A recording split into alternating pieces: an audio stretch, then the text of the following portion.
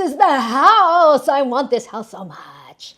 You're not seriously going to get suckered into paying a buyer's agent commission, are you? Or wait, is it you're not seriously going to lose the house that is absolutely perfect for you over 2 or 3%? All right, so let's break it down. And be sure to watch to the end of the video because you do not want to miss the #1 mistake that people are making right now in this market when they put an offer in on a home. And yep, you guessed it, it has to do with the buyer's commissions.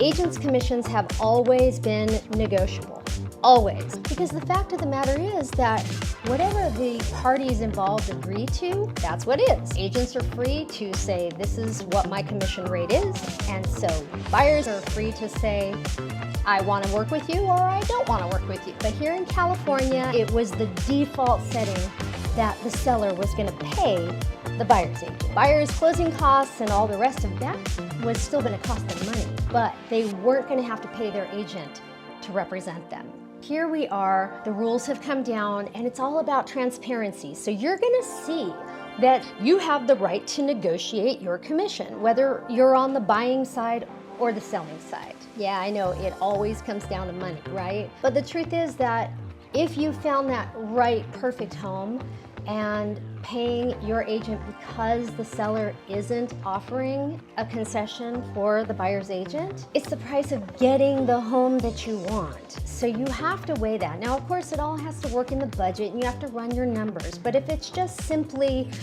well, I just don't want to pay my agent because I think the seller should, well, the seller's already made their wishes known. Now, that can also be negotiated. So let's say that your buyer's agent, whom by now, before they ever took you on a single tour, would have had you sign some sort of document that's going to say that you are under contract with them while they take you out on tours, and that anything that you see while you're out on tour with them, whether it's for the day, the month, the year, however long the term is, it can even be for one specific address that they take you to. Because listen, when it gets down to it, you might just find a house where the seller is offering a buyer's agent commission, in which case you might not even have to pay that amount to your agent. The thing to know is you can use that commission as a bargaining chip. So let's say that your agent had named a commission rate and the seller either was or was not offering any kind of commission for a buyer's agent.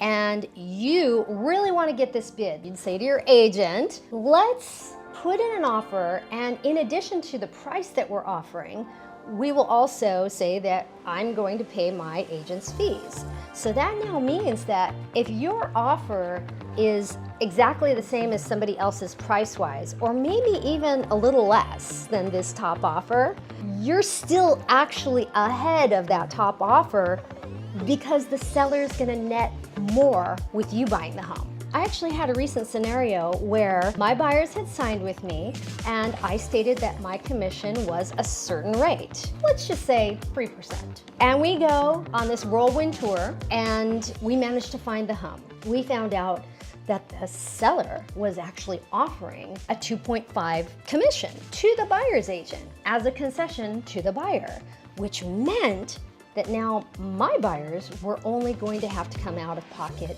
0.5%. How cool is that?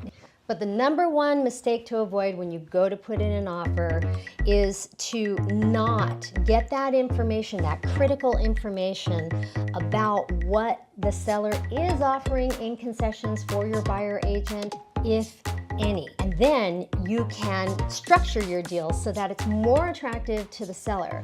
And be sure that if you are coming in at a matching price with somebody else, and you're really trying to drive home that your offer is actually better than that one because you're gonna pay your agent, which saves the seller anywhere between 2 and 3% typically, then you wanna make sure that your agent sends a net sheet along with the offer and calls it out in the offer bullet points so that the busy agent who's poring over not only this deal, but other transactions and trying to have a life as well.